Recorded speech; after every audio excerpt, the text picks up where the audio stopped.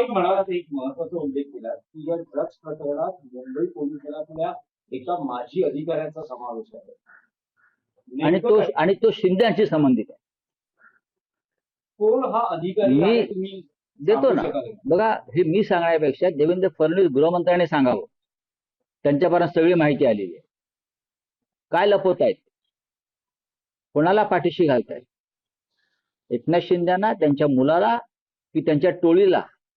हे टोळ्या चालवतायत आणि अशा अनेक मार्गाने पैसे गोळा करून राजकारणामध्ये आहे. महाराष्ट्राचं राजकारण देवेंद्र फडणवीस यांच्या नेतृत्वाखाली नशेबाज राजकारण झालं. नशेच्या व्यापारातून आलेला पैसा सुद्धा राजकारणात वापरला जातोय. प्रकरण थंड कसं पडलं? इतकं गंभीर प्रकरण. छत्रपतींच्या भूमीमध्ये साताऱ्यात एक खतरनाक ड्रगचा कारखाना सापडतो. मुंबईचे पोलीस जाऊन त्याच्यावरती रेड टाकतात. साताऱ्याचे नाही, सातारच्या पोलीस अधीक्षकाने वाचवायचा प्रयत्न केला. मुंबईचे पोलीस जाऊन तिथे रेड करतात.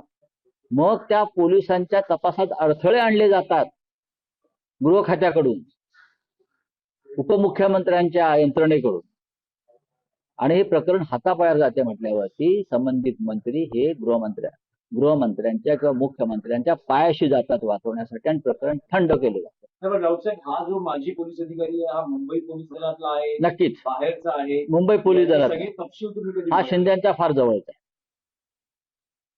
हा शिंद्यांचा अत्यंत जवळचा, शिंद्यांचा शार्प शूटर आहे. त्याच्या संबंध आहे तिथे. हा नशेचा पैसा राजकारणात आणला जातो, लक्षात घ्या.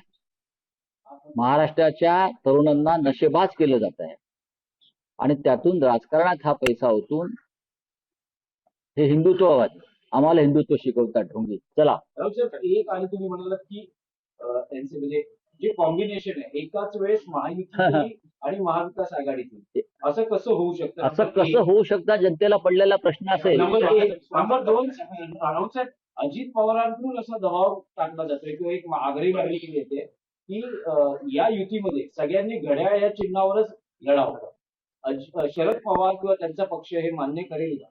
हे मी कसं काय सांगू? बघा, शरद पवारांचा एक स्वतंत्र पक्ष आहे.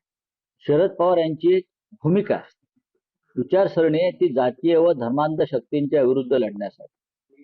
शरद पवार हे पुरोगामी विचारांचे आहे.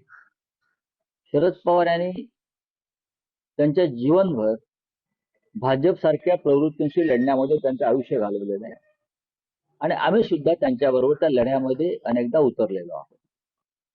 त्याच्यामुळे भविष्यामध्ये त्यांचा पक्ष कोणत्या दिशेने जाणार आहे हे शरद पवार साहेब ठरवू शकतात. आणि विलिनीकरणाचे संकेत आहेत का? मला असं वाटत नाही की विलिनीकरण होईल. मी जे काय पवार साहेबांना ओळखतो आणि त्यांच्या विचारसरणीला मी जे काय ओळखतो, ही विलिनीकरणाची प्रक्रिया होईल असं मला वाटत नाही. मी एकदा पवार साहेबांना प्रश्न विचारला होता सहज एका बैठकीत, तेव्हा त्यांनी हे अशक्य आहे सांगितलं.